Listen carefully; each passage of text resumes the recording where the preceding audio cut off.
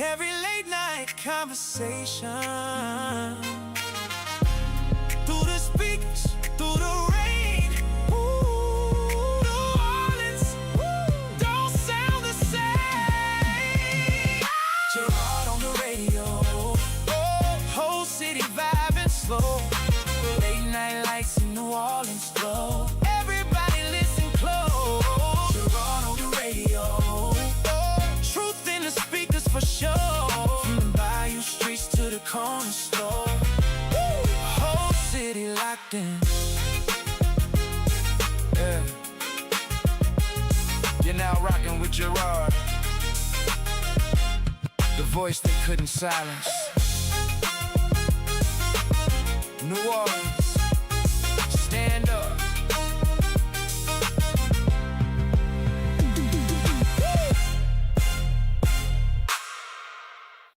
Yeah. Ooh. Big shout out to Dominic. Dominic said, "Boy, I like that." Oh, what's going on, good people? Welcome to Friday. Welcome to Friday. It's one of those days that took too long to get here. But now that it's here, you should be happy. You should be happy. My name is Gerard Stevens, and we got a lot to talk about. Baby, we got a lot to talk about. Ooh. New Orleans is not for real. Ain't for real. We got too much junk going on in this city. And I done got to the point now where I'm like, well, what should I talk about? What should I start with? Who's listening to what? Who's saying something now? It just gotten to the point now where you're like, who said what? And who did what? And what we supposed to be doing? But it is that way right now. Will it get any better? So I got at least two major stories that I got to talk about. I got to go back to the Nolan Wells story about this young man that lost his life and nobody knows how he died. Everybody like clammed up. Everybody sitting back and going, shh, don't say nothing. Well, they done got the big dogs involved. And what we're going to see is hopefully some movement. I know that Al Sharpton has gotten involved. And they are making press conferences as of today. And we also know that the attorney, Ben Crump, he has gotten involved. And they did a press conference as of today. So, with all of that, plus all the stuff that is happening here in the city of New Orleans and in the state, it's too much stuff going on. Too much. So, where do you start? Where do you start? Let's talk about the state of Louisiana and the city of New Orleans. Let's talk about who is doing who and who is saying what. Because your governor done lost his mind and he almost called somebody Cletus. Come on, Cletus. Come on. I'm sitting back and saying to myself, is he punking people? He must be punking people. Because I'm sitting back and saying to myself, I think he's trying to call some people out. Do y'all hear this man? And I know my phone going to jump off the hook when I say this. Did y'all hear this man say that the city of New Orleans is making the state its own personal ATM? What? What did thou say? that the city of New Orleans must think that the state of Louisiana is its own personal ATM.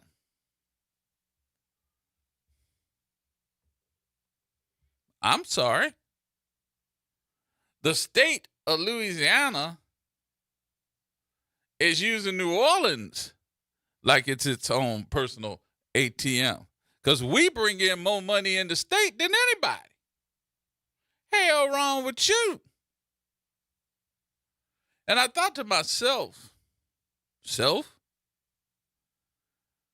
who got the cards here? I mean, that's what your president would say. I got all the cards. You don't have no cards. Who got all the cards here? Because the mayor done went as far as saying, I'm just going to go ahead on and say, screw that bond.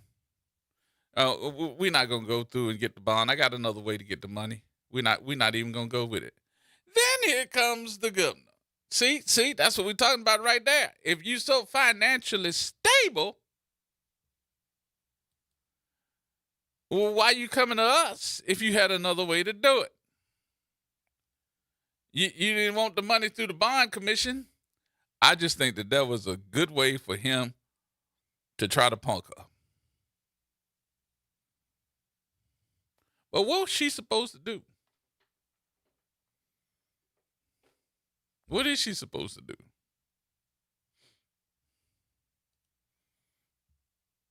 And I just gotten to the point now where I'm like, this is going to be a he said, she said type of trip. And somebody going to make a mistake and call somebody a BI. Somebody going to make somebody. Now, and I said your story. And I'm looking around and saying to myself, come on, pull the big dog out. Come on, let's get him. Let's get him. While the mayor's saying, no. Let's all just get along. We need a meeting. A restart. Can we restart? Can we?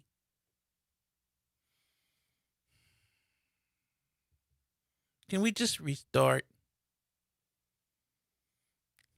You act like you need a hug. You need a hug? Come on, hold my hand. And let's all sing a round of Kumbaya. Kumbaya, my Lord. Kumbaya. Come on, put your heart into it. You can do it. You can do it. Me, I'm on the other side saying, you want to hold my hand? No, pull my finger. Pull my finger. Oh, Lord. Where are we going to go with this money issue? If we're not going to take the money for the bond, because what's her name came out, and I was like, who the hell made her the daggone professional on this? Liz Merrill was like, you ain't going to get it and you're daggone right, you won't go get the money. And I was like, what did she say? And then I found out she was on the bond commission. This was like, you want to put me in jail? Okay, put me in jail. Your ass going broke. Y'all ain't going to be able to keep me in there. I'm going to break out because you ain't got nobody watching me now because you can't afford to pay them. That's terrible. You got the bond commission story? You got it up? Okay. All right. This is the bond commission story that made me go, she pulled it instead of, and I understand why she pulled it. She pulled the bond commission request because she didn't want to put it in just so that they could say, nope, you can't have it. Because that was what she said was going to happen. Was it? All right, here it is. Right now, we're following breaking news as Mayor Helena Moreno says that New Orleans has withdrawn its bond commission application because she says rejection seemed likely. As you know, this was supposed to be another temporary loan to maintain city services as the city has been dealing with a budget shortfall. However, Moreno now says the city has found another way to get through 2026, although it will be difficult. Moreno also warned that some state leaders may try some actions that could hurt the city's finances. She emphasized that New Orleans is making real progress, especially in public safety, and she wants to keep working with state leaders while staying focused on the city's future.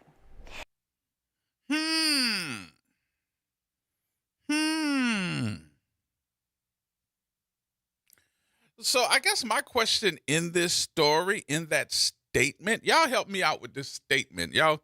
We might be just thinking about it and just, trying to make up something or whatever. But I'm trying to figure out, in that statement, it says, nope, we withdrew our application because we weren't going to get it anyway. More than likely, we weren't going to get that bond in the first place, correct? But the part of that makes me go, there's something there that we need to talk about. That part of that statement says, because there could be some state lawmakers that will try to hurt us in the process. Hold up, Nyron, go back. You ain't got to play, then you got to put all the video and stuff up, but I need you to play that part again. I just need you to play that story again. Play the whole thing again. You ain't got to do all that other work with the video and all that other stuff. Just play the whole thing. There we go. Right now, we're following breaking news as Mayor Helena Moreno says that New Orleans has withdrawn its bond commission application because she says rejection seemed likely. As you know, this was supposed to be another temporary loan to maintain city services as the city has been dealing with a budget shortfall. However, Moreno now says the city has found another way to get through 2026, although it will be difficult. Moreno also warned that some state leaders may try some actions that could hurt the city's finances. She emphasized that New Orleans is making real progress, especially in public safety, and she wants to keep working with state leaders while staying focused on the city's future. Wait a minute. Hold up. Thank you there, by the way. That's from Channel 6, by the way. I need to tell everybody that. Hold up. So you're trying to tell me now that we're going to have state lawmakers that's going to try to sabotage some stuff and hurt us? That's like cutting your nose off to spite your face, ain't it? Do they understand that we're the people that generate all this stuff for them? All that money? Maybe they forgot. So I guess the side of me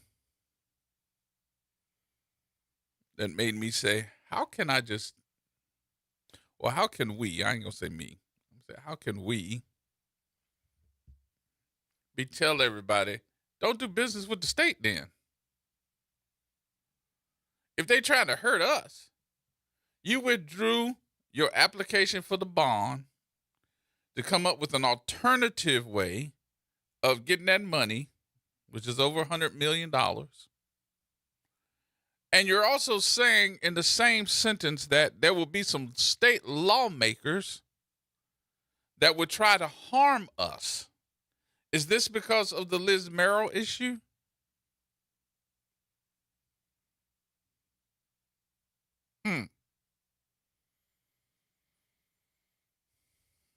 Is that why? Because they mad that your girl's still under indictment? She is under indictment, y'all. I just need y'all to know she's still under indictment. They just removed the arrest warrant. But she's still under indictment, and she probably don't like that at all. And then you have, her legal counsel telling everybody that New Orleans ought to be ashamed of itself.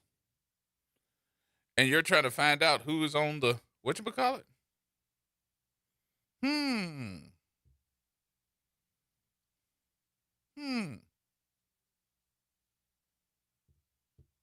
I'm just saying. Something sure is stinking. And it sounds like Helena Moreno done found out what it was. And before it got the full stank, she said, not on my watch, and pulled the application for that bond. But makes me a little bit worrisome is the fact that it wasn't but a couple of months ago, maybe a month or two, that all y'all, the governor, the AG, the lieutenant governor, and a whole bunch of y'all were besties. Y'all were all sitting around singing words of kumbaya. Let's get along. Hey, welcome to the show. And it's become the show. Yeah, it has. What had happened was you now have one of the biggest enemies in the country, your governor, because you done mess with his people.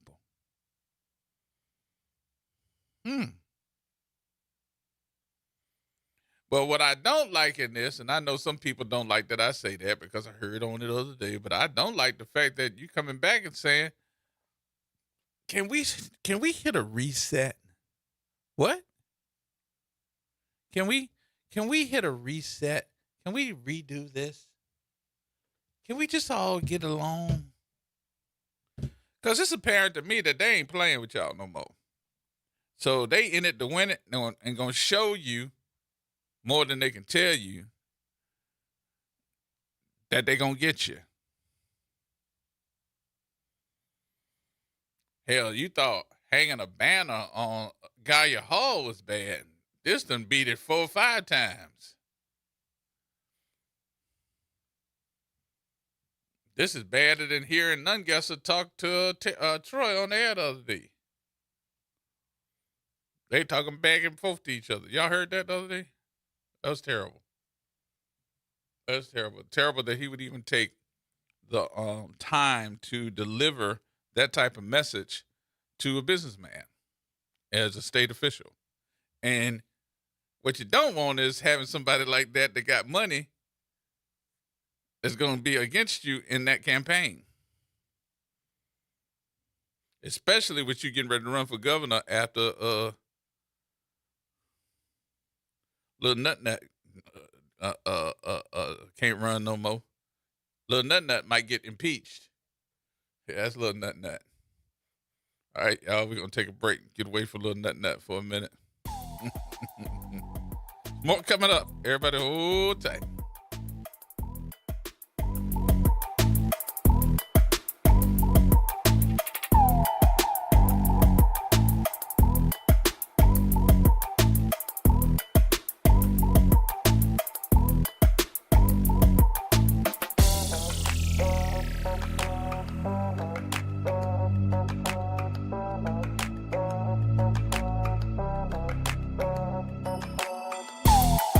Missed a show? Want to hear that guest everyone's talking about? WBOK is now streaming on all your favorite podcast apps. Just search WBOK Media, hit download, share with a friend, and don't forget to rate your favorite shows 5 stars. Because when our voices are heard, our impact grows. Making a difference in the community. WBOK 1230 AM. Here we go. The reality check on WBOK 1230 AM. All right, folks, welcome back. Welcome back. Gerard Stevens with you. It is hot outside and it rained early. I wonder, is it supposed to rain again? I think it's supposed to rain again. I know it's going to rain all weekend, which, you know, I hope it cool it down some, if anything else. Got to say what up to my boy Terry. Terry online with us right now, as a matter of fact. I saw Terry, where that was, Terry, right there off of, we was in the,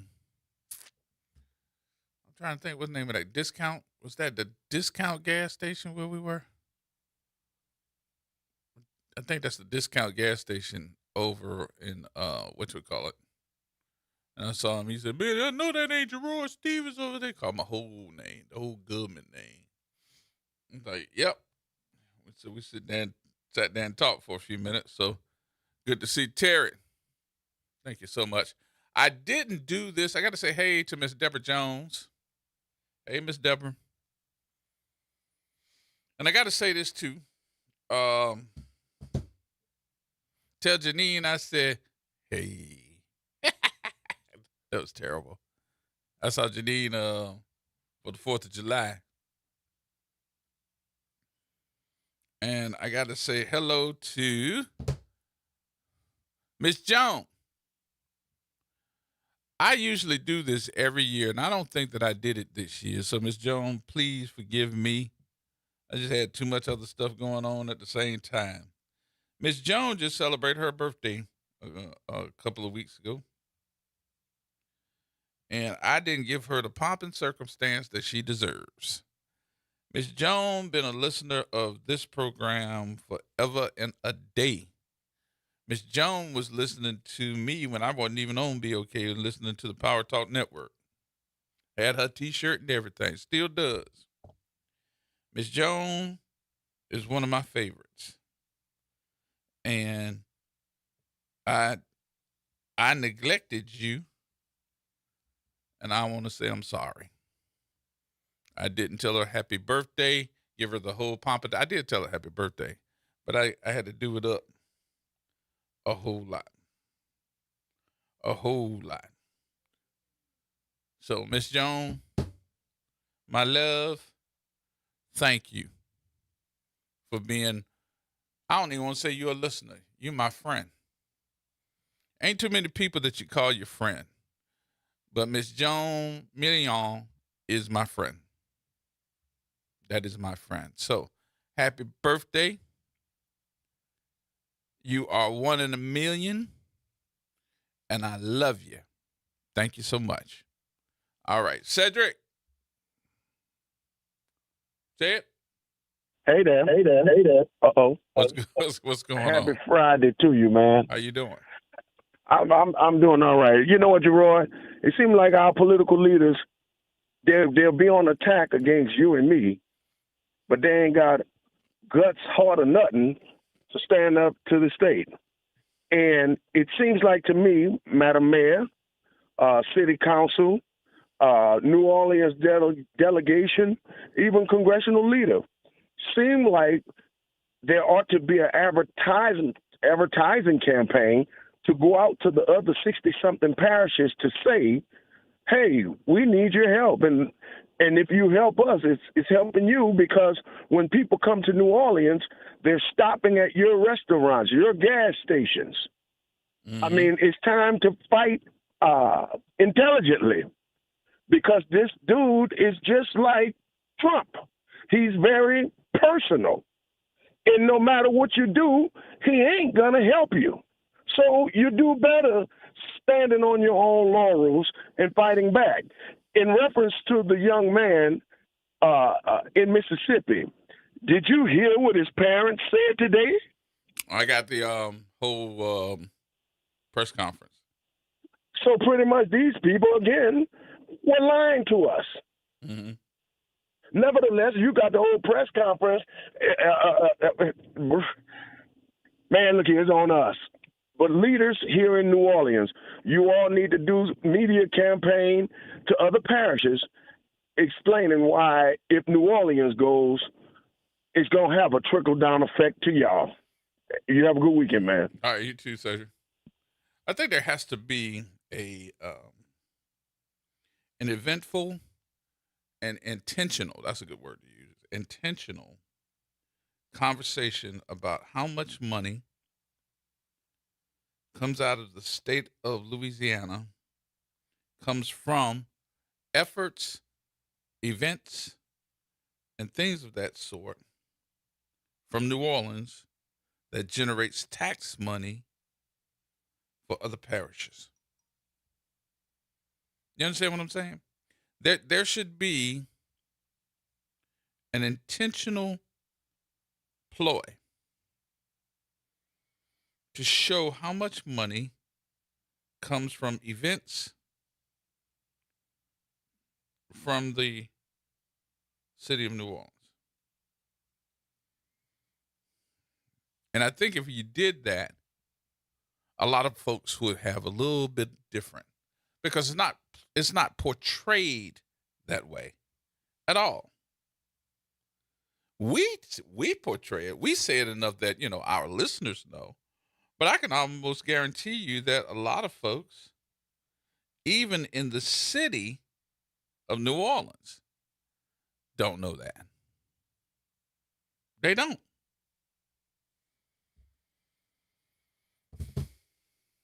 And I've gotten to the point where, you know, we keep saying it. And I'm getting to the point now where it's like, okay, somebody knows. But they know what they want to know. They hear what they want to hear. I heard Congressman Troy Carter say the other day, if the city of New Orleans goes down, the remainder of this state goes down. 10 minutes later, I heard non-guessers say, no, that's not necessarily correct.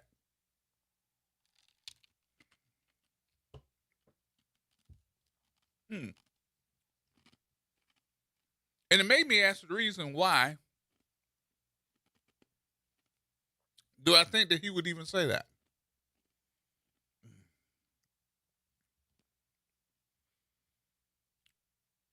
And then I said, you know, he would say that because he's going to be on that team.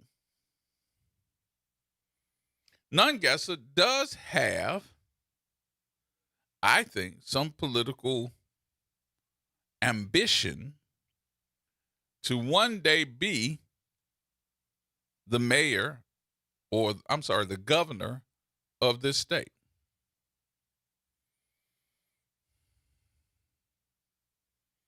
If he didn't, why does he have a personal interest in the French Quarter of New Orleans? Why?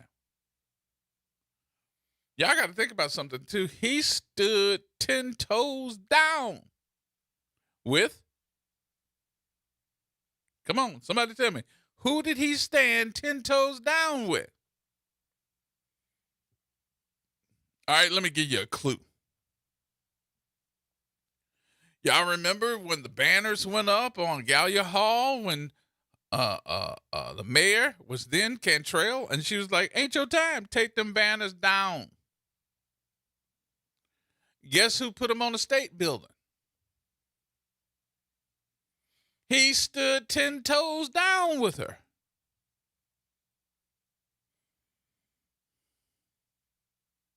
All right, all this stuff that's happening with Bayou Phoenix. She basically ain't gonna do it because they were political foes, right? Troy wondering how come you got a redevelopment of New Orleans East and you letting us sit out here by ourselves. Well, guess who was on the other radio station last week saying, you know what, you shouldn't be doing this anyway. It needs to be going to another person because you're not a good businessman. And Troy looked at him and said, well, you're not a good lieutenant governor, so what? But who were you standing 10 toes down with? You still standing 10 toes down with it until there is something going on in paradise. Why? Because all of these folks were together. They were together. You welcomed them into city government. And all of a sudden, it's like that tiger. You're going to ride the back of that tiger until it keep bucking you until it gets you closer to its head, and then it's going to bite you.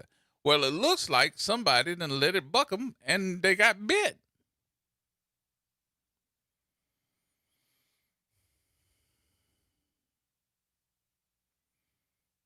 Almost like Tony the Tiger around here. It's great.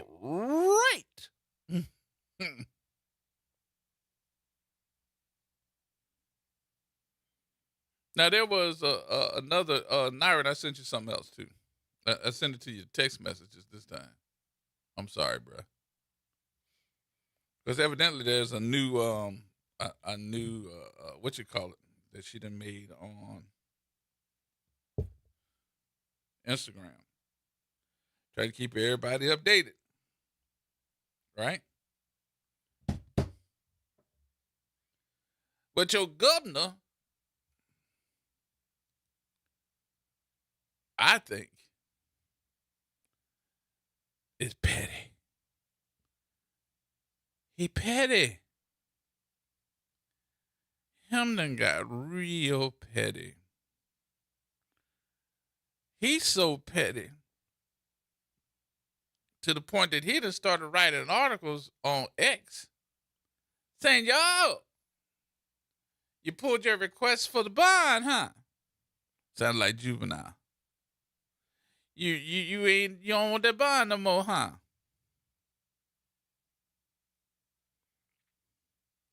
Well, if you wanted the bond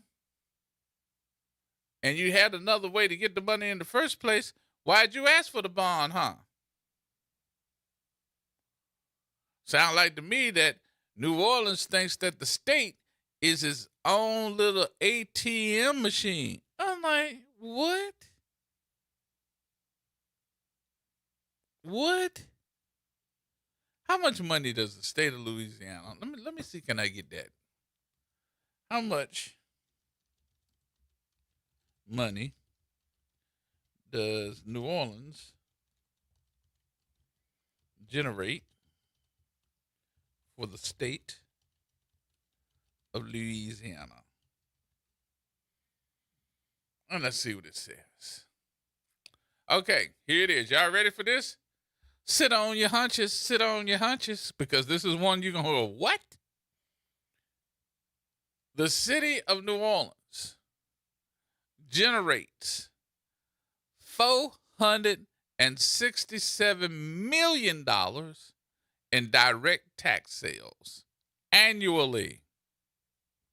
That's according to the latest figure from the Louisiana Department of Culture, Recreation, and Tourism. This massive contribution is nearly 4 times higher than Baton Rouge, and the state's second highest revenue generator was $122 million. What? What's the number again? New Orleans generates $467 million in direct tax sales for the state. And the closest competitor, $122 million. So we're about 3 or 4 times higher than anybody. And you want to mess with the money? You don't want to give us a loan? And you want to talk about the people? Boy, I'll poke you in the eye. Beep. Just poke you right on in the eye. Whole finger. Because these folks are acting like we don't generate nothing. And they're going to sit up there and say, oh, y'all acting like New Orleans, that the state is your own personal ATM.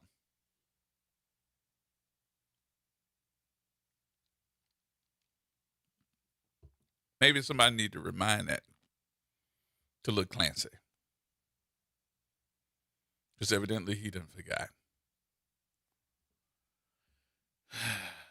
So I had to keep you up to date. You got that, you got it? No, you get it? Yeah, okay. Before I go on to my other story, I don't want to just, oh, you do have it.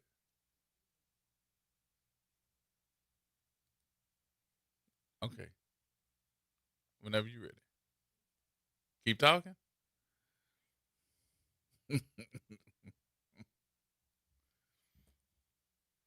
I ain't got to the point now where I'm looking at this whole situation and saying in this whole situation, who started what?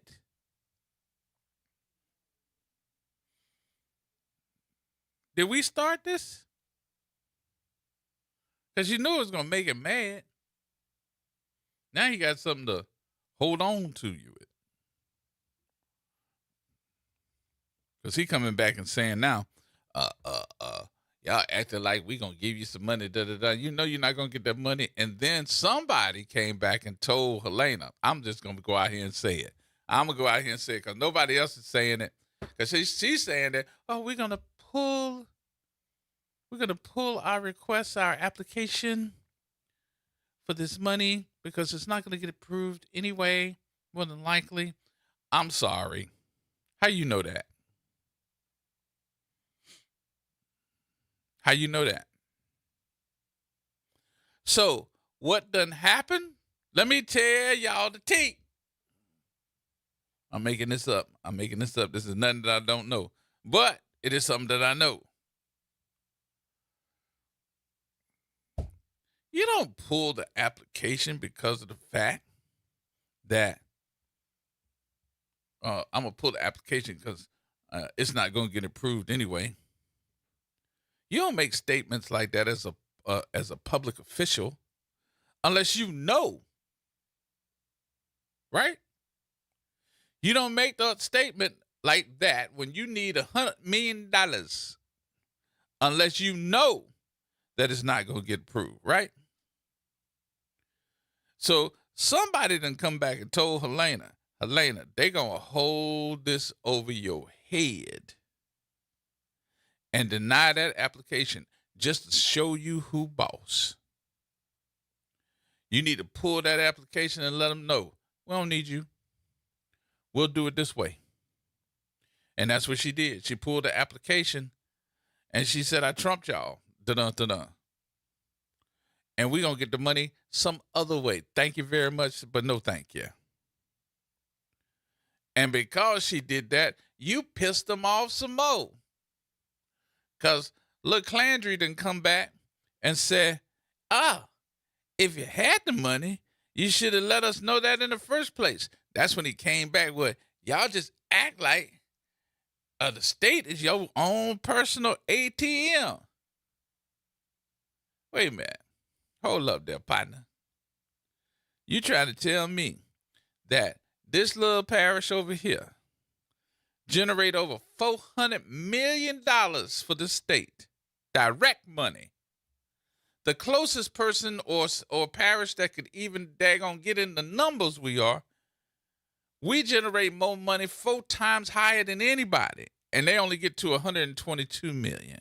And you trying to tell me that we act like we are trying to come up to you for an ATM? Bitch, please. I'm just saying. What you say, Ryan? Cool.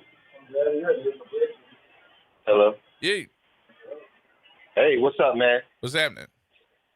It's much. So you saying the 420 something odd million in direct, and then I wanted to reiterate a point I was trying to make this morning about the neighboring parishes. You know, St. Charles, Jefferson, St. Tammany, Plaquemines, all those contractors and businesses that are coming here and taking a big chunk of change, making money and taking them back to their parishes, and all that is, you know, you're saying direct, but what? And then let's talk about the indirect and how much that adds up to, which is going to be, you know, impossible for somebody like me to figure out. But you know, talk about that could double easily with income and those people being able to pay their property taxes in their parishes because of the money they make in this parish. Mm-hmm. So I mean, it gets deep, and they just want to keep on talking like that.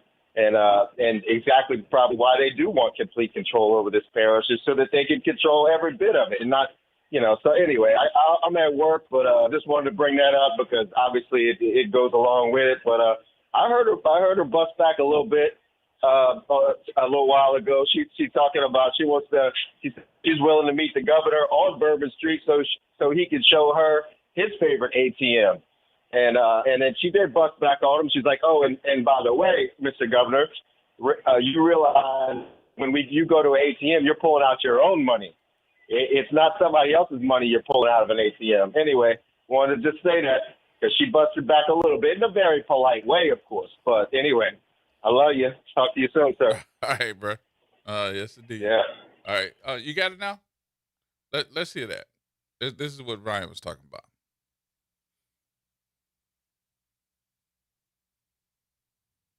finances. And also, let me go through a post that the governor put up on X talking about the city's finances.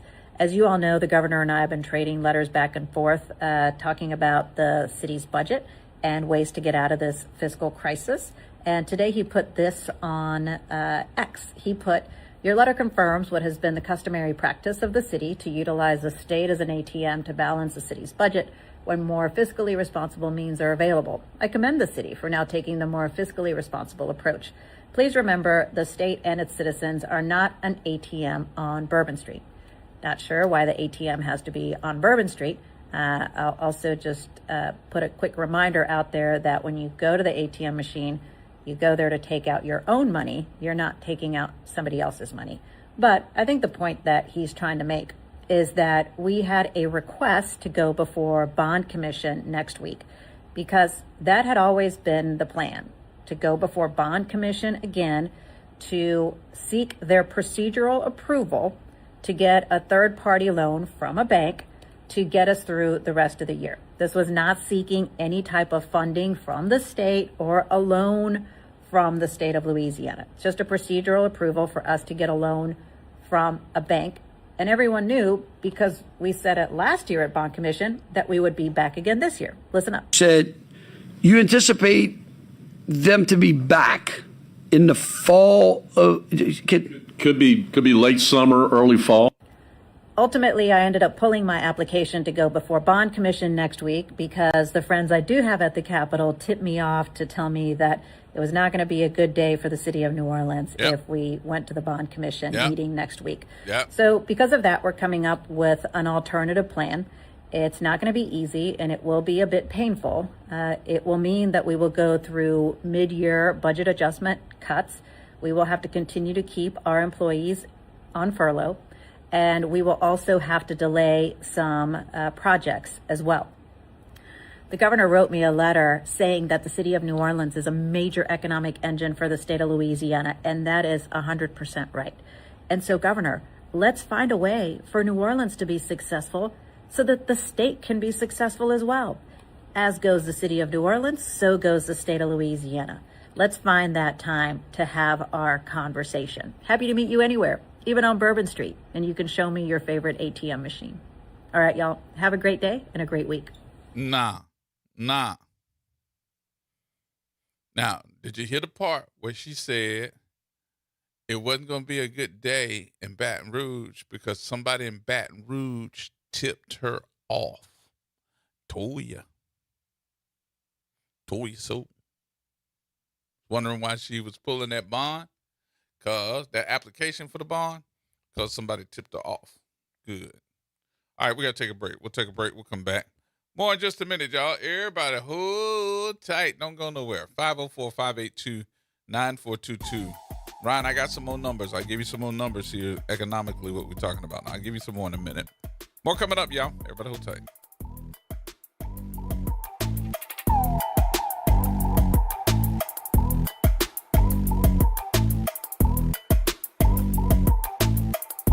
New Orleans, are you ready for a voice that says what you're thinking? Who that, you might ask? Arrington Gavin. That's right, I'm your guy, host of the Arrington Gavin Show, giving you so much filled with bold opinions, real conversations, and zero sugarcoating. We're going to be diving into the issues that matter, politics, pop culture, and all the above, unfiltered and unafraid. Catch the Arrington Gavin Show weeknights from 7 p.m. to 8 p.m., Monday through Fridays, right here on WBOK, what New Orleans is talking about.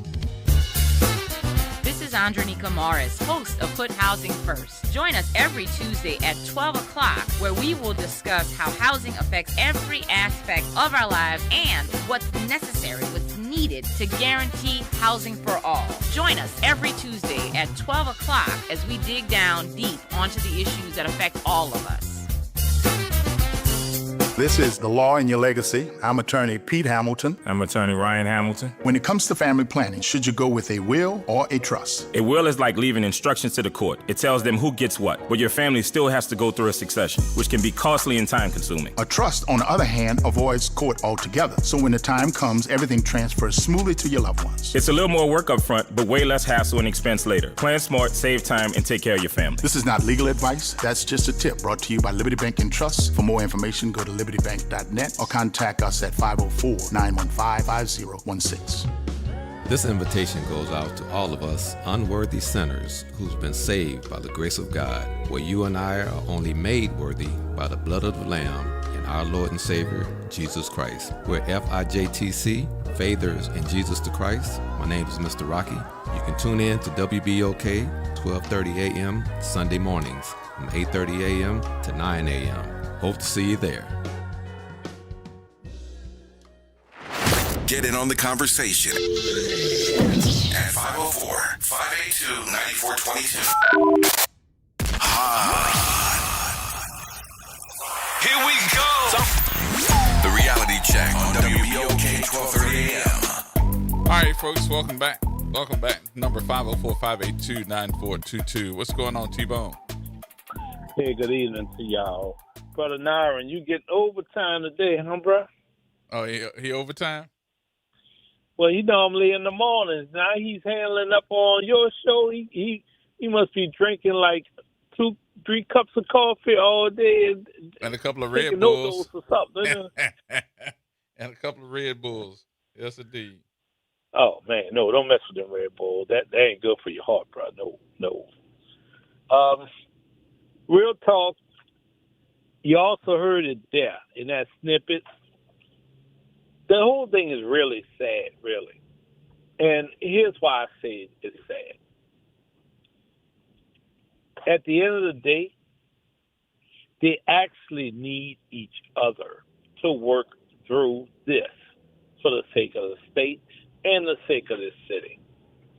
And she says it right there towards the end, that they really need to work together because technically both are in financial trouble.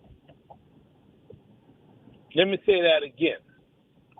The state has a debt as well as New Orleans. But who helps who gets out the debt most? Us, New Orleans. I said it before, I say it again. Nobody's really going to Baton Rouge to put money down unless it's football season with LSU. Right. Or if LSU happens to make it to the World Series for college. That's the only time people are traveling out there, bro. That's real. I don't hear anybody trying to come to this state and say, I'm going to a meet. That's right, Governor Opie. I said it. Ain't nobody going to a meet. I don't hear too many people who don't know talking about, I'm going to Lafayette. Oh, I'm going to Lake Charles, St. Charles. Give me any parish other than Orleans. I don't hear too many people talking about going to any other parish, dog. That's right, Opie. Skip some stones on that. The real is this. We are the cash cow. We are the ATM. We the money maker. We not the HNIC. And that's what you want to do. You want to kick the doors in and say, I'm the sheriff in town, and you're going to do what I do, or you're going to get out. You want to do that country foolishness. But the truth of the matter is, because your predecessors and because you refuse to come up with a true economic solution for the state, you are dependent upon us. And it gets under your skin. Mm-hmm. Because I've heard this before. A lot of politicians that are not from New Orleans, that do not represent New Orleans, hate New Orleans, hate us for no good reason. I was going to ask you, why you think that is? Maybe it's envy, man. I don't know. I think that's what it is. Because I've always heard that they don't really like to send money down here. They don't want to help us. We always have our hand out. But wait a second. How much money did the Essence just bring to this state? Not the city, the state. Because y'all get y'all cut of the pizza off the top like Goodfellas. Mm-hmm. You ain't fooling nobody. You don't fool the residents here. And guess what? All them little country parishes where you got most of your votes from, they're not generating enough revenue to hold the state up. That's just real. Yep. They're not generating millions and billions of dollars per year. Now, this They is are the cash cow. This is the cash cow. And think about something else. It's just not the events we know as far as, Essence or the Super Bowl or the Sugar Bowl.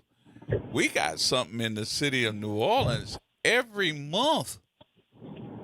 We got some type of festival, some type of concert, and not even just thinking about our type of concerts. And I'm just, well, if anybody don't know what I'm talking about, I'm saying to any major event that comes to this state comes here.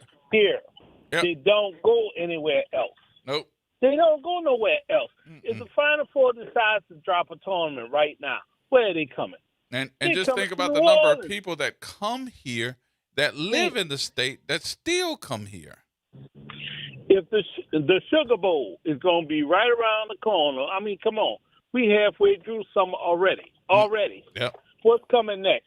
College football season. And professional football season. Hello. It's coming next Then month. you got NBA. Yep. You understand? Mm-hmm. People are not going to Baton Rouge to name any. Opelousas. Name Caddo. Franklinton.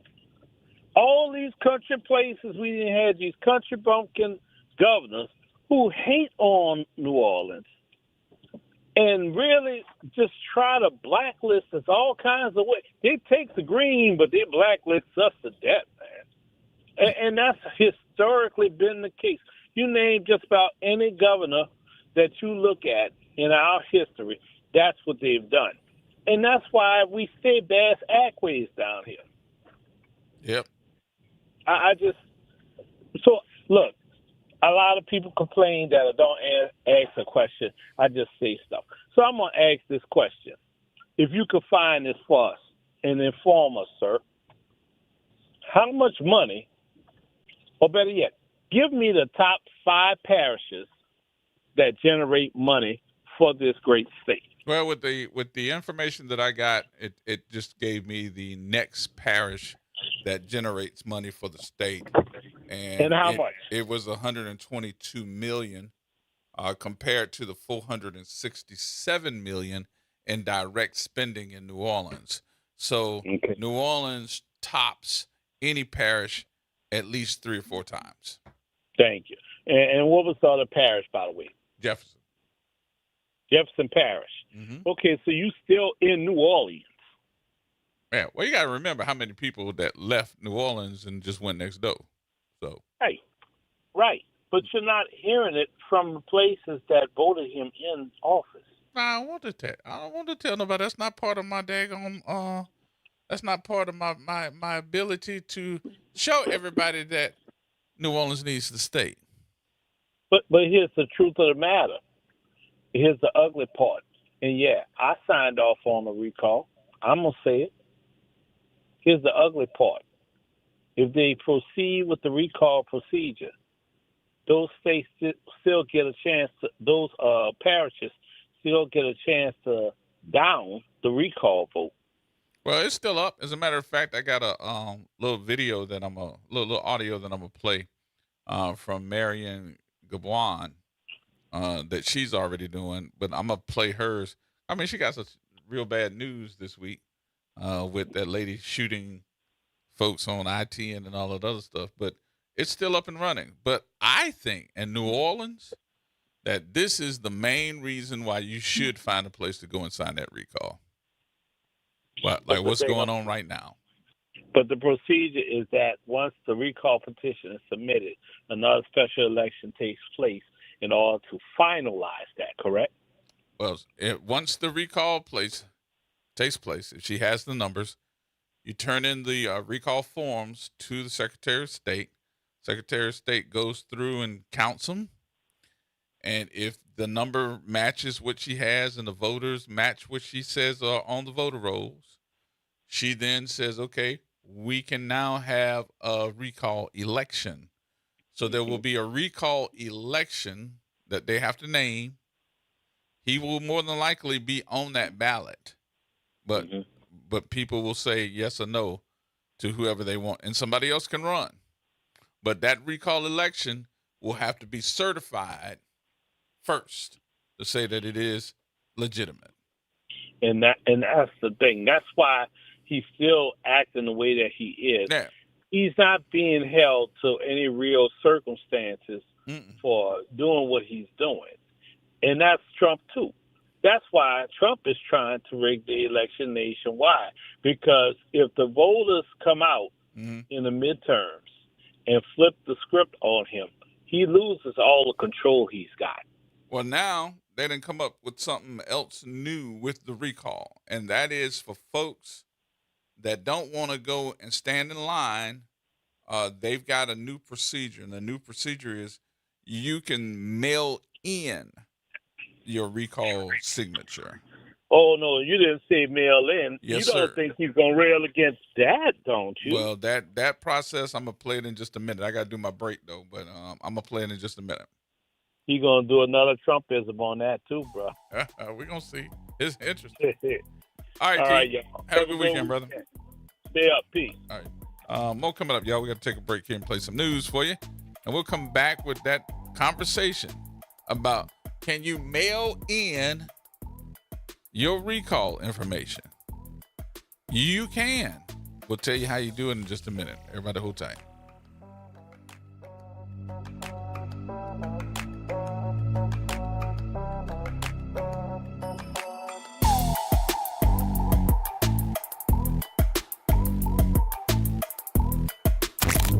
Campus of Xavier University. WBOK Go and Equity Media Station. I'm Bree Wood with BIN News Now. Vice President J.D. Vance took aim at Democrats during a speech in Wisconsin. The Democrats have thrown their lot in with the people who want to abolish the police, who want to open the border and want to give your money to fraudsters instead of moms who need it. Vance highlighted the Trump administration's efforts to combat healthcare fraud while criticizing Democratic leaders. President Trump is touting overall job growth as Black unemployment remains above the national average. New federal data shows Black unemployment at 6.6% in June compared to 4.2% nationwide. Critics say more must be done to close the employment gap. And FIFA has opened an investigation into an alleged racist incident involving streamer iShowSpeed during the World Cup. The probe follows claims a fan made discriminatory remarks during the Argentina-Cape Verde match. FIFA says it is reviewing the incident. Get BIN News Now on demand 24/7 on the iHeartRadio app.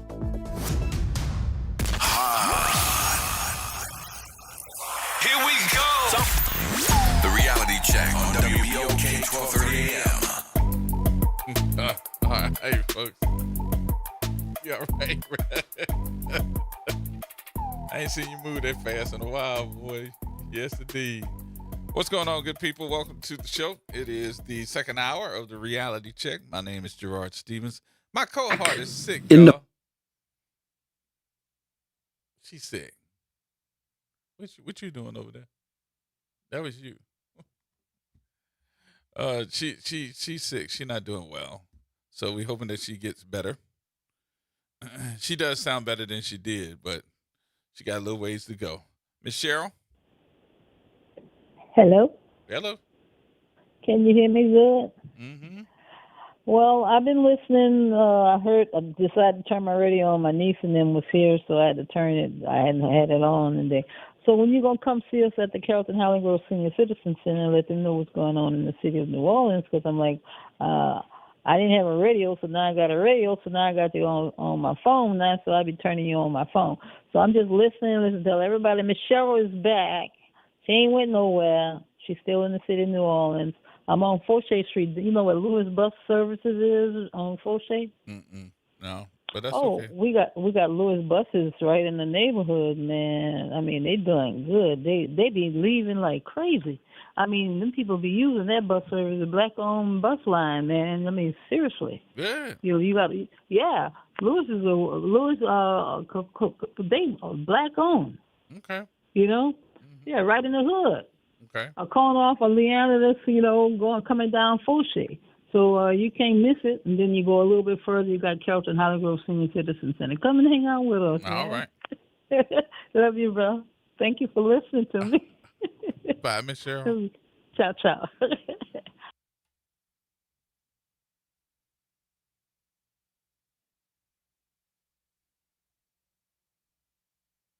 That camera on? It is on? Okay.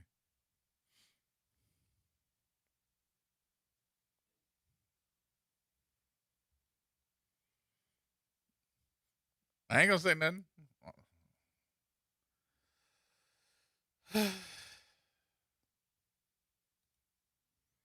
What to say? Where the heck was I? Jesus. I'm going to hang out with the senior citizens across the street from the bus people, the black owned bus people. You got a video ready for you. Okay. All right. I need to get back on track, bro. That was thrown off. That was.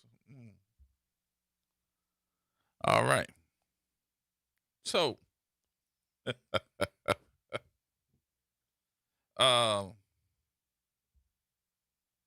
all those that want to know about this recall, and honestly, with all this mess going on, I'm really surprised. And listen, I don't have any political clout as far as being able to tell you what to do. But maybe I should put this in a question instead of making a statement. But with all this stuff going on, wouldn't this be the perfect time to make sure that you sign the petition for that recall? Or, better yet, find out how you can get a mail-in ballot. All right, we're going to play that so that you can hear it. Because we done heard so much about this recall through, more so about the people that put it on than the recall itself. All right, let's go for it. So, can you fill out a recall petition at home? Yes, you can. A few things though. One, you have to make sure that you are registered to vote. You can check if you're registered to vote at the Go Vote app or govote.com. Two, you have to make sure that you have a witness present. The witness needs to be over 18 just to be on the safe side, and they have to watch you sign this petition, and they will fill out their name. They'll print out their name afterwards. Three, you have to make sure you fill it out on the correct form. And if you print out the Letter Brigade packet, you will have the correct form. If you would like to send us your forms, do not just go print it out off the internet because they have different forms and we want to make sure you fill out the correct form. So print out our digital packet that we give you to ensure that you are filling out the correct form. 4, you need to make sure that you write legibly.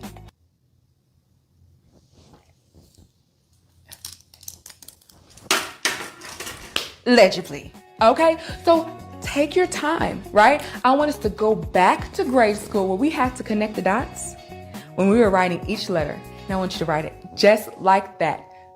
Okay? Because if they can't understand it, it's going to be voided. If it's going to be voided, your signature won't count. And we don't want that, do we?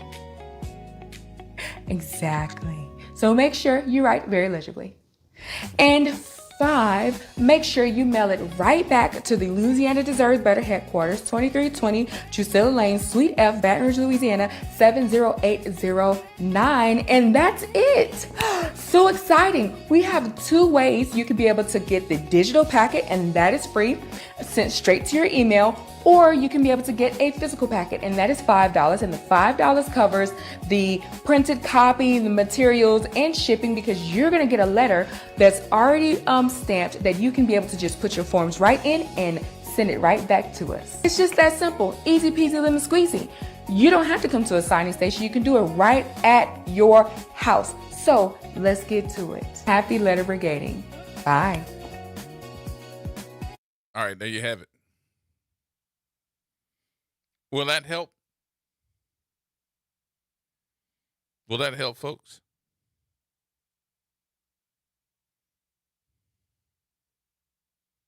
I'm just trying to figure out, will that help the number? I mean, think about it. For your regular vote, you have mail-in votes. Yeah, I think that will help the numbers at all.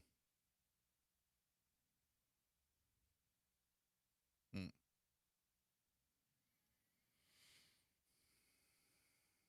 I just don't want to hear no more of the mess between them. That's all. So we'll make sure we keep putting it out. We'll make sure that you have the address so that you can get your so you can download it and send it in. We'll make sure you get that. All right. All right, I got to move to this too because I wanted to spend at least an hour talking about this because this seems to be the story that is blowing up nationwide. And with it blowing up nationwide, folks are still wondering what in the world. We want to know what happened to Nolan Wells. I'm hoping that these folks didn't think that it was just going to be something that they could push under the rug and folks were just going to go, oh, well, whatever.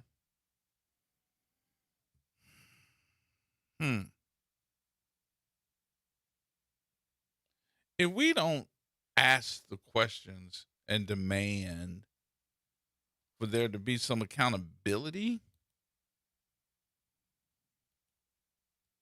I don't think that impact would ever happen. And I don't think that folks will come forward and say nothing if they didn't. What gets me, so here I go. I feel like Mr.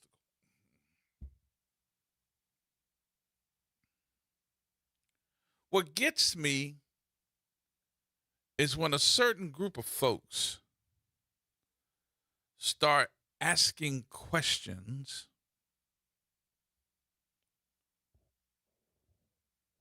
those folks that are asking the questions get labeled. Have y'all noticed that? Trouble starters. Oh, Lord, here come Al Sharpton. And we the main ones to do it. Oh, Lord, here come Al Sharpton. Here come Ben Crumb. Let me say something. Let me stop you right there.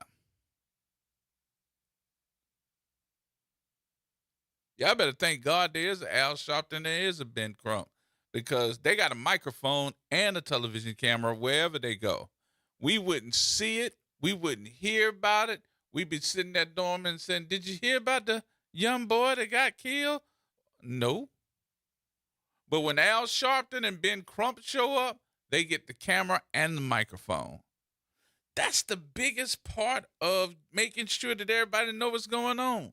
You're not seeing the world news show up just to show up. They show up when them guys show up. Oh, Lord, what they working on?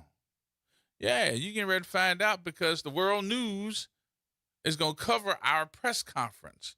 The world news is going to cover what I'm talking about. The world news is going to put this man's family on the radio and television. His mama and his daddy. They did it today.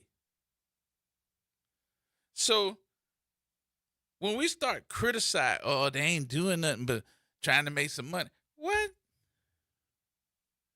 Hold on. When did we get to the point where we started criticizing folks? Because if they did make some money, what's wrong with that? What's wrong with them making money? That's their craft. We sure as hell ain't taking care of them.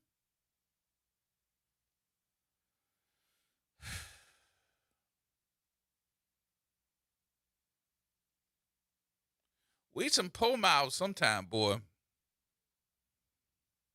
We some po mouths sometime.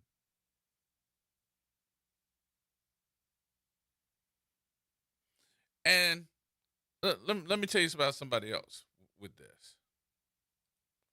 With this whole case. And I really hope that all of us think about something. That we got 2 multimillionaire and 1 billionaire sitting in the background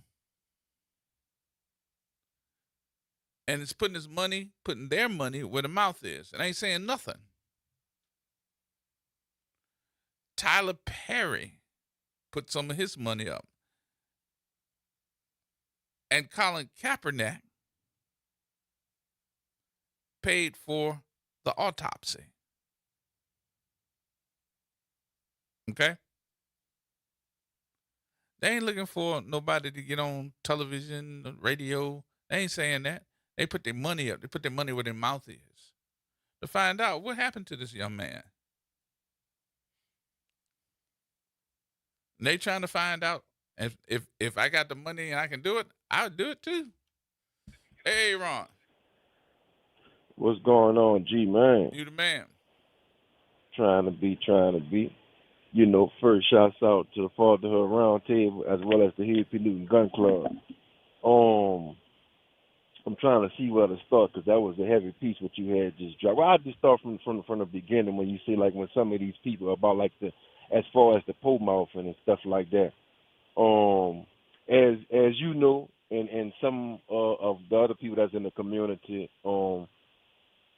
I be out here on the ground when it comes to, you know, certain things like this and also when it comes to our community. Mm-hmm.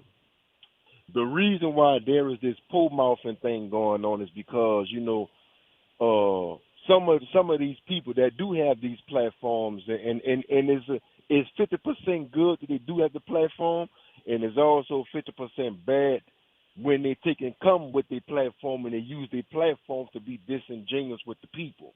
You dig? A lot of those names, what you call, like say, it is good that they do what they do, but it'd be bad when they take and use the platform and use that as an excuse on why they can't do what they supposed to be doing. And I'm going to take and leave it at that right there. Wait a minute, you confuse me on now. wait. Let me explain what I mean. We know that Reverend L. Shelton has you know, a background when it comes to being disingenuous when it comes to the community. You know, that's not no secret. So that's what I mean about it is 50% bad because when you use your platform, you know, as like we did today. What they did today, that was absolutely great what they did today. Mm-hmm. You dig? What the problem be is that when the cameras take and go away, it's some things that goes on behind the scenes that a lot of people don't know. And then when we come with I'm gonna give you an example on what I'm talking about. If you remember with the not the Brave Caves, in Mississippi, on the brothers, the Goon Squad. You remember that? The police department in Mississippi, the Goon Squad. There was a police department inside of Mississippi, and they had a squad like the Brave Cave Squad. It was a squad just like that was called the Goon Squad. Okay. It was an organization called Building Bridges that was led by the brother named Marquell Bridges, which we worked with hand in glove with this organization. It was because of the work of Building Bridges that case was made national news. Now, you had some national people that came in after the work was already done that laid up there and took the credit from the work that we as Building Bridges done. And that's what I mean about being disingenuous. Just because you have the name, don't make it seem like you came in from wherever you was at and then, you know, it was because of what you done. No, that did not happen. And then when you read the headlines and you see these national folks that came in after the work was already done, you know, y'all, you know, beating y'all chest. Oh, I'm the reason why the family got $2 million. And to be honest, when you look at that case, $2 million is a slap in the face. That was actually a cop-out. You know, when you look at people like Malik Zulu Shabazz, for those who don't know who that is, look him up. He's an attorney and things like that. See, some of these people, you know, they use their platform. It'd be 50% good, like we've seen today, and then 50% bad be when you be disingenuous to the people. That's the same thing as it relates to some of these politicians that knew what happened to Ronald Reagan, but as soon as the video was leaked 2 years after the situation happened, then they want to receive credit for, you know, cursing John Bell that was out. Listen, like I said a long time ago, These people don't fear no noise. This beast that we fight against, they fear consistency. And a lot of times when it comes to our leaders and some of these community members and revolutionaries, we don't be consistent in nothing that we do. And the real ones that's out here actually doing the work, we the ones that got to take the blows and try to clean up what some of our predecessors has done. You know, it's some sacrifices that we, the real ones, take that some people would never know about. And why? Because pay attention to this. Pay attention to how, if I could, let me come back after the break so I can finish, if you don't mind. Yeah, hold on. All right. Got more coming up, y'all. Everybody hold tight.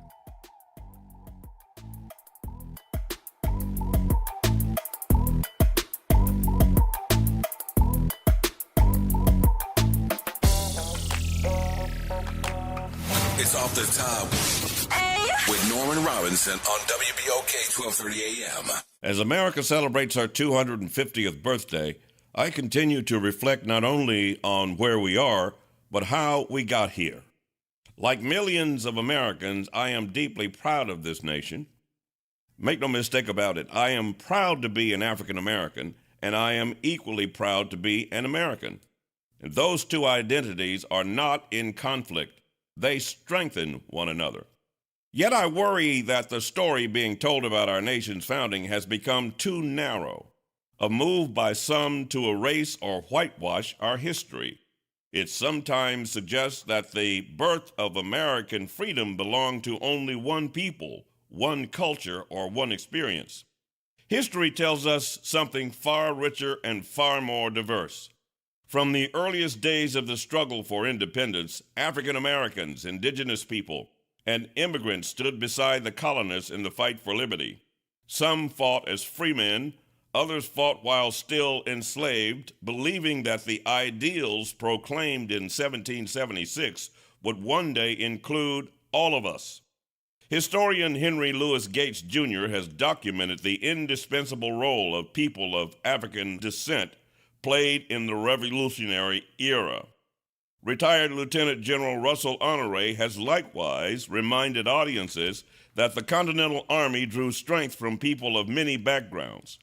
That truth should not make any American uncomfortable. It should make every American proud. Because the foundation of this republic was never built by one race alone.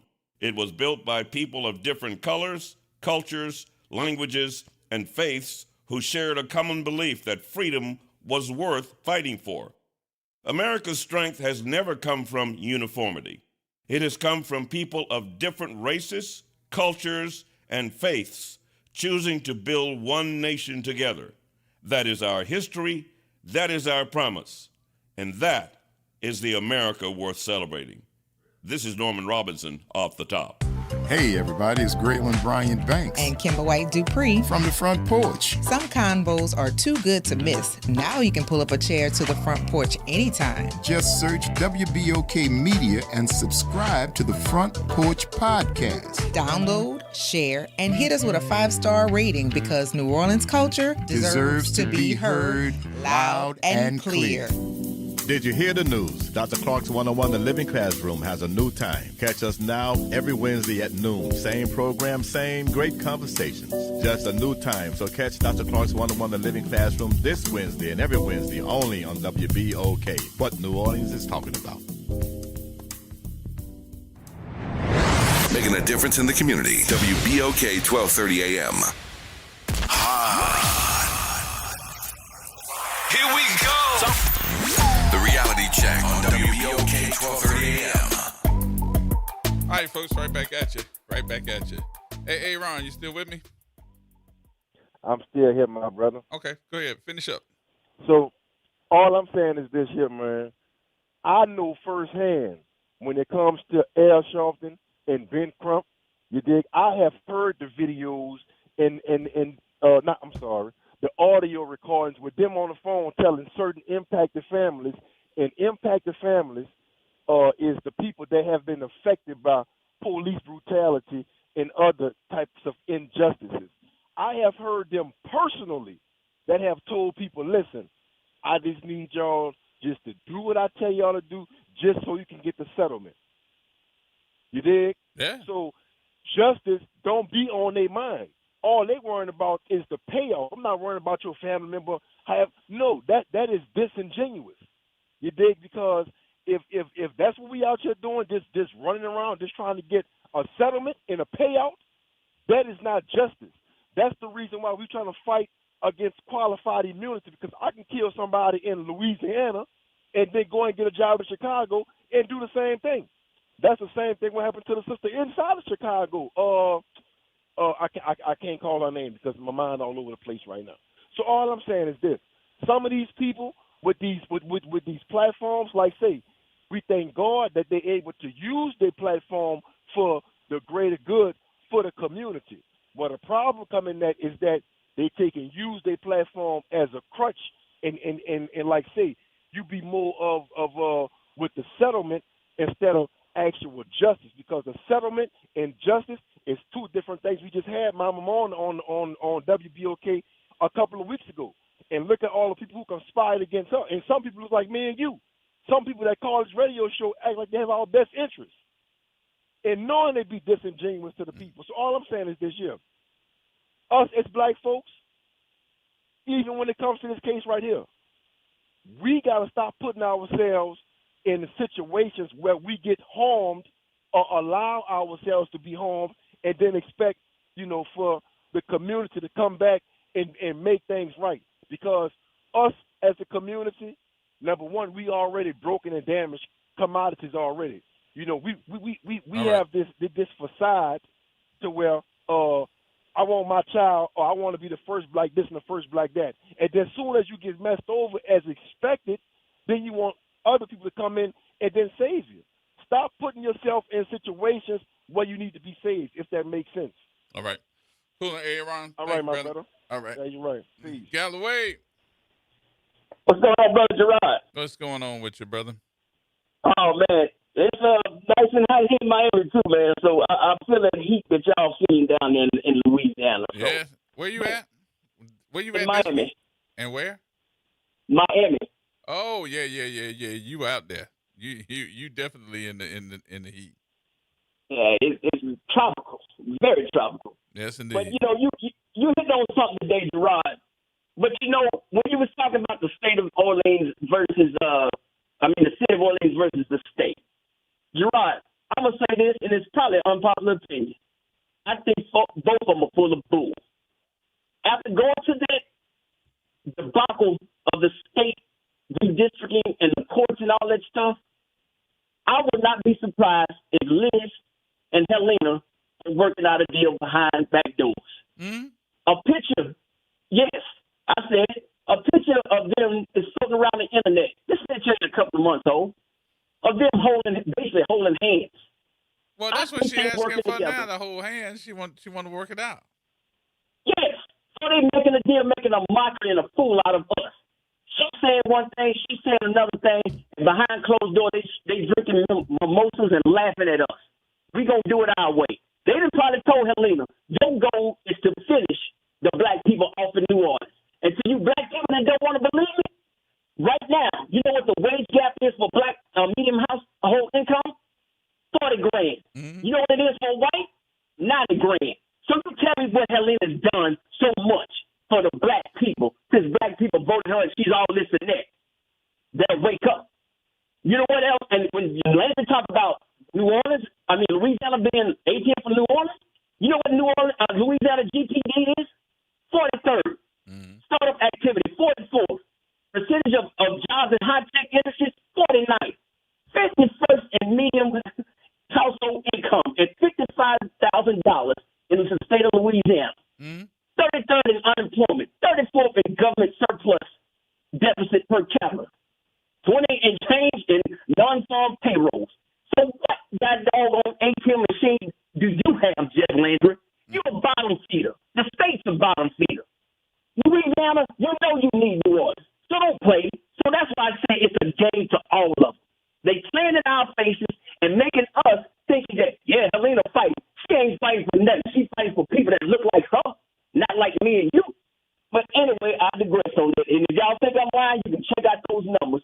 I don't make up numbers when I spit them out my mouth. Mm-hmm. Now, today, during that press conference, and I hope folks get a chance to watch that press conference with Ben Crump, Reverend Sharpton, and the parents. And I understand where A.A. Run is coming from. But I'm on a different level. I listen to what those parents say.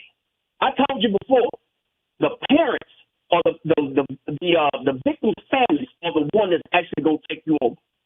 And he's right about the brother that he named, Markel Bridges. He's in Senatoba right now, fighting with the Senatoba police over them killing a 1-year-old black baby. Mm-hmm. Now, Markel, his boots on the ground, I'm never going to take that from that brother. I've seen him go against the Gulfport police, Senatoba police. Now, what happened in Ocean Springs? Yes, everybody is outraged. Everybody's trying to be concerned. But you listen to that press conference today. Those little white boys, they know more than what they are putting out to be. Mm-hmm. When you want to give somebody their phone back, their car keys back, you freaking out, won't answer the door. What you hiding for? Now I know why you got a lawyer. What you scared of? Big old black man won't beat you. My son missing too. I want some of them too. But the whole case got to remind me of what happened in Louisiana, because the woman stood up at the end of the press conference and she explained to the family that she was going through the same thing, because her son, it was either her son or family member. I can't remember that was his mom or not. But in 2020, if y'all don't remember what happened to Kawan Bobby Charles, the mother of a white boy, and the white boy went and picked him up, and the black boy Bobby Charles ended up being found dead in a sugarcane field. Mm. And the woman was never charged with murder. Now, she's been charged with other stuff, and she still ain't been to court. I think she was charged with failure to report a missing person. Mm-hmm. And her other son can't really say what happened to this boy. They just found video now of the boy running. So somebody was chasing that boy. We just ain't running through no field for nothing. So I'm going to say this. Tomorrow is a unity march in Ocean Springs on 915 State Street and Government Street. That's where two streets come together. And the black community is going to hold a little remembrance and to keep this little young man's name alive. Because in my opinion, they want to bury this case. And if the right people don't get a hold and put it out there and put pressure and apply pressure, this case will get swept just like little Bobby Charles' case got swept. Mm-hmm. When nobody goes to jail. You might get arrested and get a lesser charge. But what that Bible say? An eye for an eye? And I tell everybody when they say, well, everybody going to end up blind. I say, well, I'll fight you blind. So you heard the press conference then? The whole press conference, yes, sir. Because it was like two parts to me. The mother and the father spoke. And then, of course, Ben Crump and the Asian lady that works for Ben Crump. Right. Yep. So, yeah, I got that too. So we're going to play some of, I really think everybody I'm like you got to listen to what the parents are saying. Yes. Especially when the father's telling you that he went back to the house where they were and went to go get his son's car and get the car keys. And they lied to him and told him they didn't know where the car keys were. And he went back, and then the girl told him that they were on top of the Xbox. I was like, well, why did they lie to him? So. Exactly. They knew exactly. Gerard, I'm telling you, these kids come from a protected class in the United States. If your mother, father is lawyers and doctors and this and that, no matter if you're in Mississippi or if you're in New York, the law enforcement tends to take whatever you say for granted. You mean to tell me over 100 people out there with less than 5 black people out there and nobody's seen nothing? Nobody cannot explain to you who is this person that he said he was going to get a ride with? It came out today that the mother had to go to went from police station to police station to file a missing report because, it's not our jurisdiction. This is this and this and that. They didn't care because it was a young black child. These autopsies, don't trust whatever the state says, the state of Mississippi. The state person that does the autopsy there, her work has been in question on black people for a while now.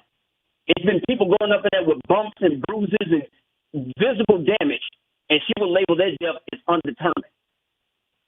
The last time she did an autopsy on a black man, and he was up there at Delta State, he supposedly hung himself. Colin Kaepernick, once again, paid for an independent autopsy. The independent autopsy said that the man died from blunt force trauma. So thank goodness for them folks. If they willing to put their money up, a lot of us can't afford to do an independent autopsy. So I really appreciate them folks, man. So, and like I said, I get where you're coming from with the Sharpton stuff and all that. But in my opinion, if Sharpton and Crump can actually make the police officers do their work or get somebody to do an independent investigation, we got to do it because it costs money and it takes time and it takes resources. And if you don't have that mind, like a Wanda Cooper Jones, who had to go fight 3 district attorneys, you're going to just be sitting there crying with the memories of your child in your hand. So he's doing what you're doing. And once again, for the people that say Helena Moreno is fighting, show me her plan for the black people to come up out of that hole to make more than $40,000. Now, Gerard, thanks for taking my call, brother. You know it's Friday, and you know it's OE time. Have a good day, my brother. It's OE time. That's what he said. It's OE time. My mic went out. This one on? This one ain't on no more? Oh, Lord. Falling apart. Boy, we be falling apart. All right. Who we got? Donald? Donald?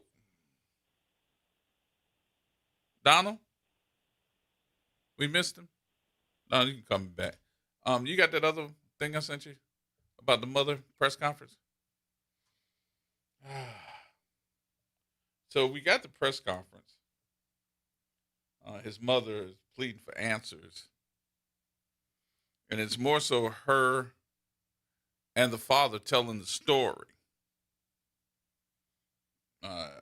Of course, you know, for a lot of folks, this might be traumatic to you because of the fact that you're listening to a mother and a father in probably their worst time telling a story. So, count. We can take a listen. Because they're not making this up. They're asking for answers. And they won't know what's going on. It starts off low, but you'll hear it when it picks up some more. So I'm just letting you know, too, that it is low when you first start. Okay? You ready? Go ahead. All I want to say thank you, everyone, for being here. This is not how I wanted the world to meet my son, but here we are. So, as you know, I'm Christine Wells-Walmsley. I am Nolan Wells' mom. And Nolan is the kindest soul. He never met a stranger. He loved everybody. He didn't care if you were black, white, purple, green, like a marshmallow. Like, he just wanted everyone to be in peace with one another. He loved life, and God gave him this big heart, which always scared us. Me and his dad had conversations with him all the time, not just about the importance of understanding our history as black people, but also the importance of how you have to move in certain spaces. And it's not us being, feeding into racism or the stereotypes that comes with that. Unfortunately, that is just a matter of fact. There have been many cases, many instances that shows it's unfortunately a pattern that he did not like. He did not like that there was so much division, and I think that's why God gave him us. He was really a peacemaker. He wanted, like I said, everyone to be included. He never wanted to leave anyone out. He just, even at a young age, I don't know, he was, how old was he? 18. No, not 18. When he was a baby, he did a little dance. So his father and I were having a moment. And as couples do, and even in that moment, he runs in the room with his diaper on, of course, and he starts dancing because it was like he could feel the tension. He could feel that something wasn't right. So he was just a special kid. Like, he was a special kid, but again, just heart was so big. And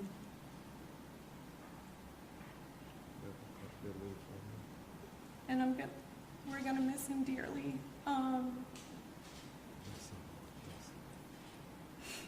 But we are grateful, especially to our friend Tashima, who actually was one of the people who helped us that night. She went and picked up his cell phone from where it was, and then provided that to us, because we of course contacted authorities to figure out who to do the report with, whether it was the county or the city, which then turned into DMR, who I contacted immediately from there. And but Can you tell them how you got the cell phone? so our friend actually, when I called her, Nolan is best friends with her two sons, Jalen and Javon. When I called her, I said, Tashima, have you seen Nolan? He's missing. No one has seen him. No one has talked to him.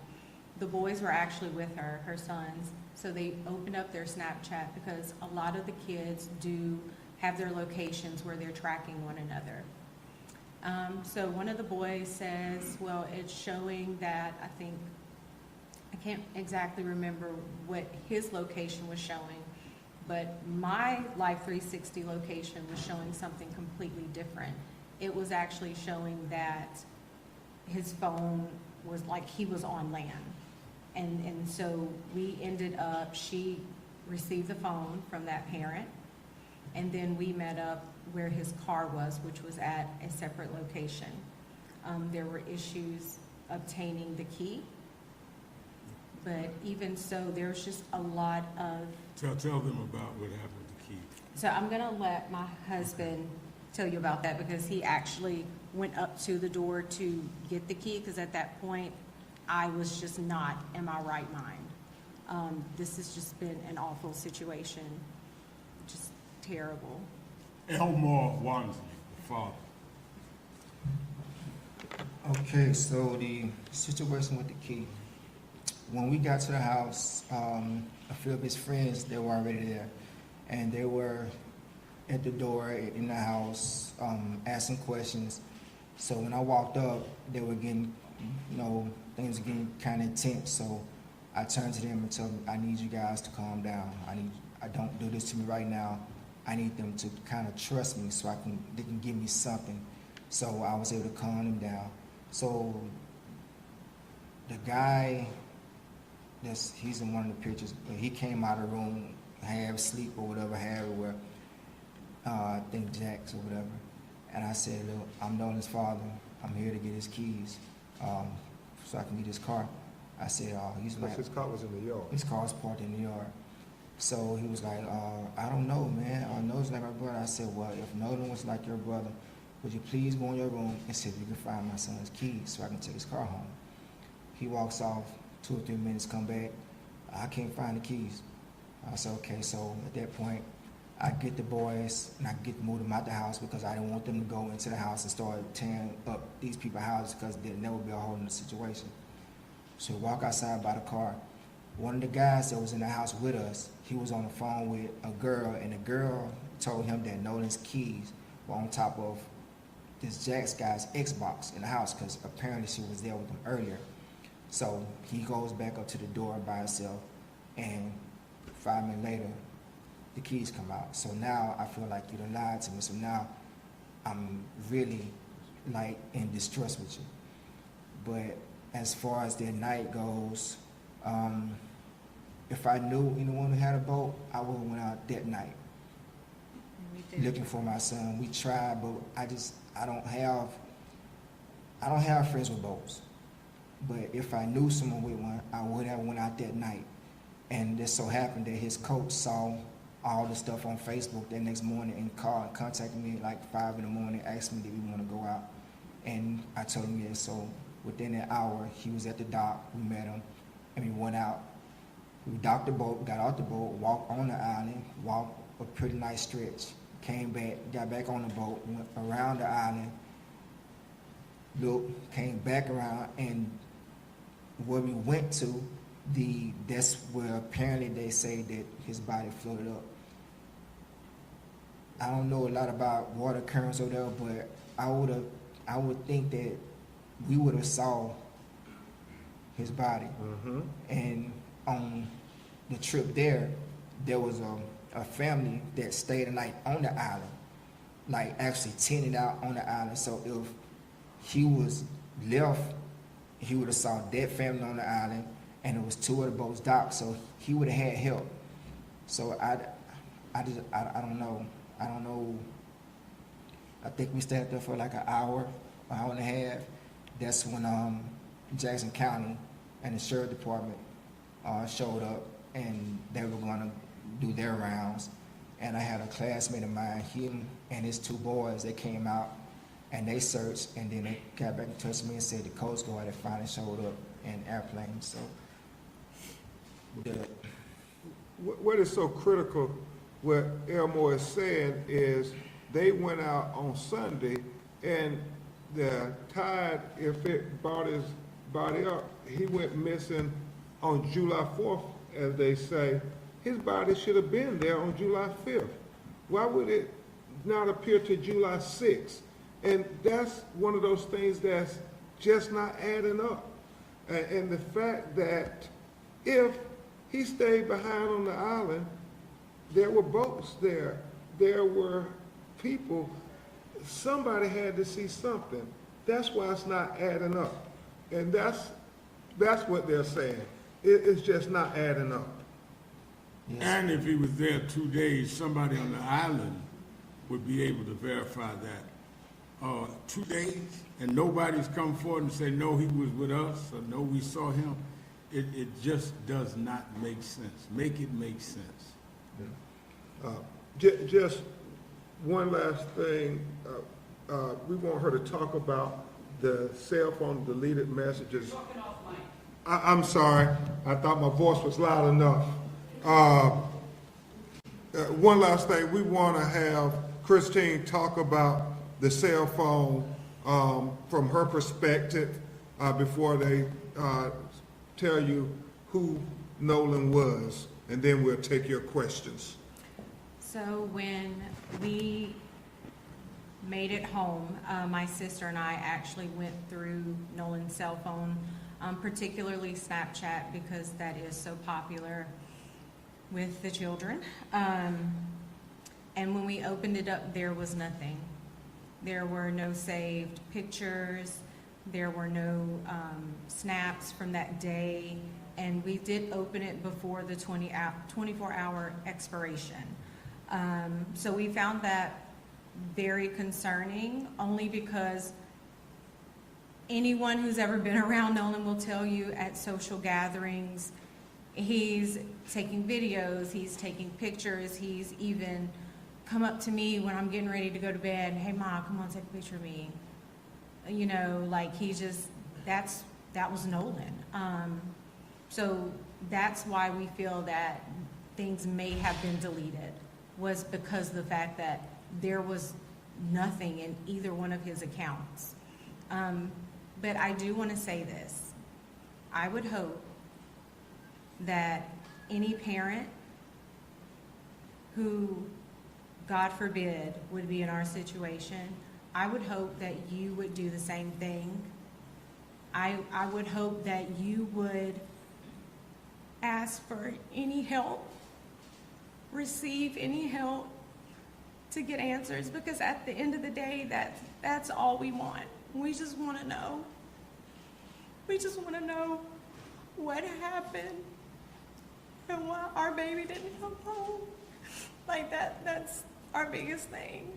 And we are so grateful to everyone, family, friends, classmates, United Cajun Navy, everybody that's assisted us. We appreciate you. There's not enough thank yous that we could say or give to you, but I just, we just want to know. We want an honest, thorough investigation.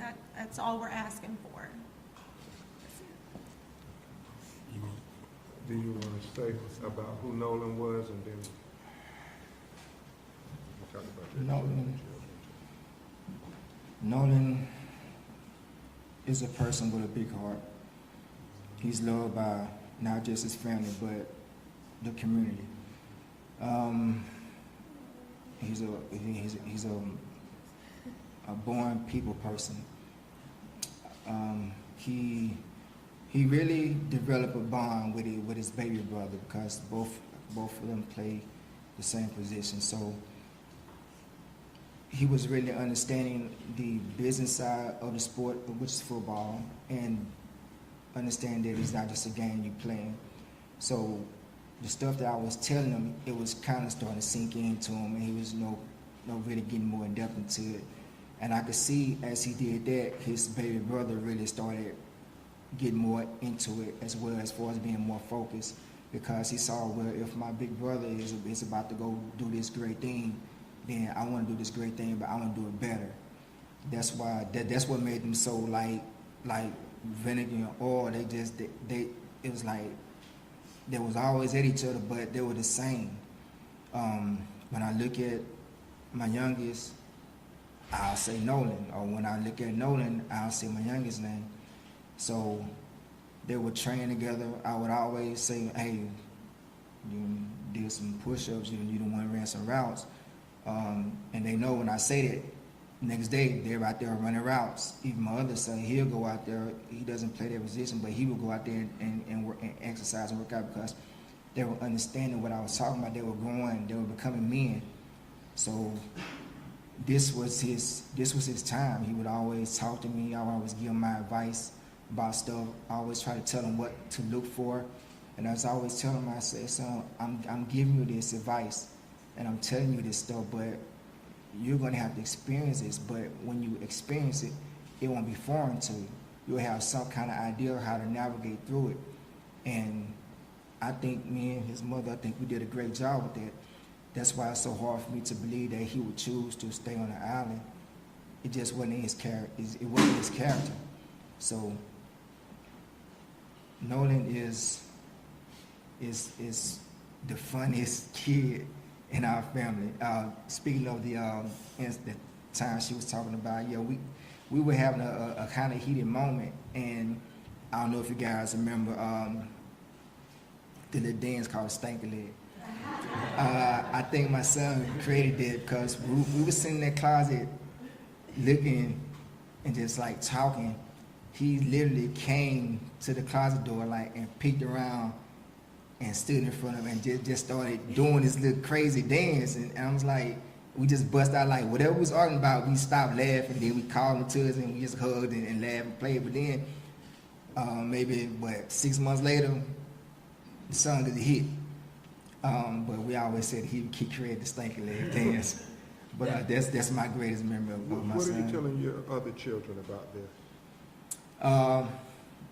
My son Ethan, he's hurting.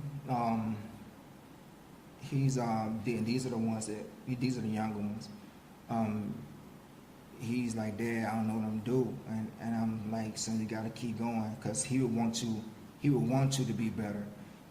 His youngest brother Elmore, the one that really worked out with him, he was like, I'm hurting, Dad, but I said, Nola wants you to be the best he can be.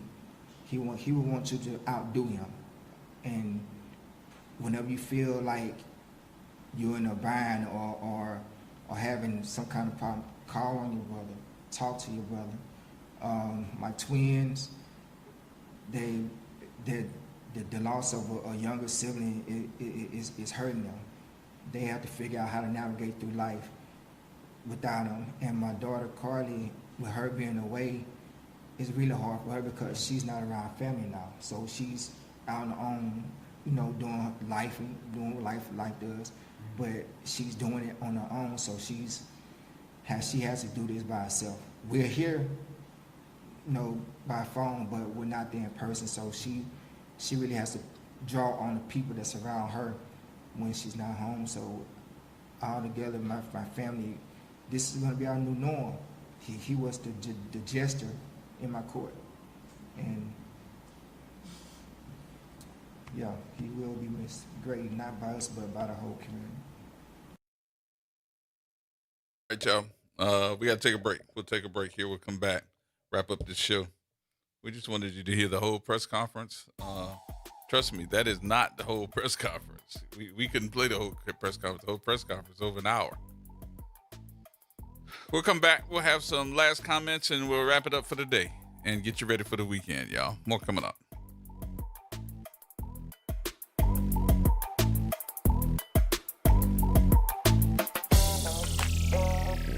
We are the rhythm of the streets. The flavor in every dish. The story in every song. We are New Orleans Tourism and Cultural Foundation. We help artists build the future of New Orleans. Because when the culture thrives, our people thrive.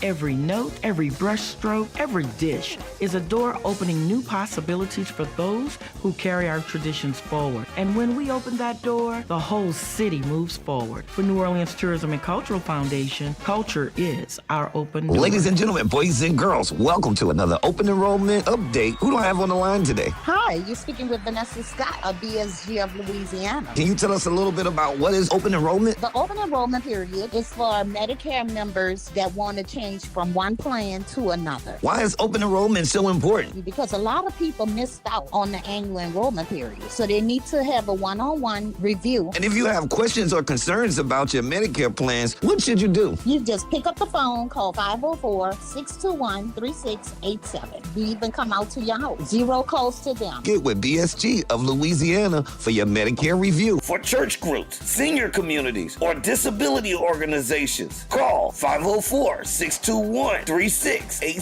We are an independent insurance agency providing information about Medicare-related insurance plans. We are not connected or endorsed by Medicare or the U.S. government. The New Orleans Jazz and Heritage Foundation is the nonprofit organization that owns the New Orleans Jazz and Heritage Festival presented by Shell. With the funds generated from Jazz Fest, the foundation invests in Louisiana companies through economic development, cultural enrichment, and free educational programs. To learn more about what the New Orleans Jazz and Heritage Foundation does, please visit www.jazzandheritage.org.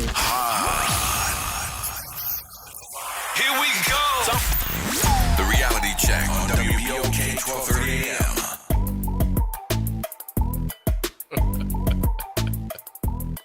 Bro, that is so hilarious. That's really funny. Thank everybody for coming back. Final few minutes here before we go. This summer is interesting. And I'm gonna take time to kind of deviate a little bit, but this summer is interesting that number one, it's very hot. We've seen the heat hit areas of the world that has never really been that bad. Even in France and those areas where they're saying they don't even have air conditioners. We, on the other hand, have always had hot heat and temperatures that feel like. But more so now, we got to be careful. And I think that this might be the perfect opportunity to be careful because we're living in some strange times. People don't have best interests anymore. And if you're a little bit different than some of your compadres, I know we tell our kids to try to get along with everybody, but everybody ain't thinking that way. Something happened to this young man because what's not being told in this, I guess, bio of this young man, Mr. Nolan, is the fact that he could swim. And they say he could swim very well, and he was an athlete. Something happened. What's also not being told, but it is being told, but not being told over and over and over and over again, is the fact that there was video on his phone or on somebody's phone, and you could hear them arguing in the background.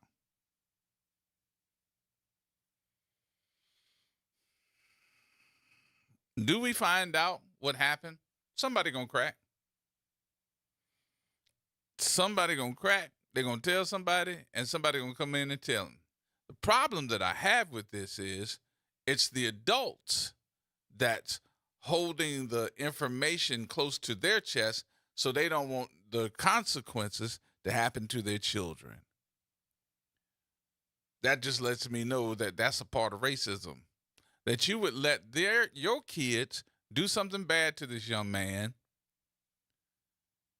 and then try to hold them and hold it to them so no one would know. And you thought everybody was just going to go and say, see you later. Oh, well, he's dead. Bye. Nah. No, I think we found out quick, fast, in a hurry that this ain't your grandma or your grandma's society. The word is going to get out. With that being said, be careful this weekend, whatever you do. And pay attention to your kids because they out here and they don't think nothing can happen to them. They think they are invincible. Watch out. All right, y'all. We'll see you on Monday. Whatever you do safely, carefully, we want you to do it. Be good.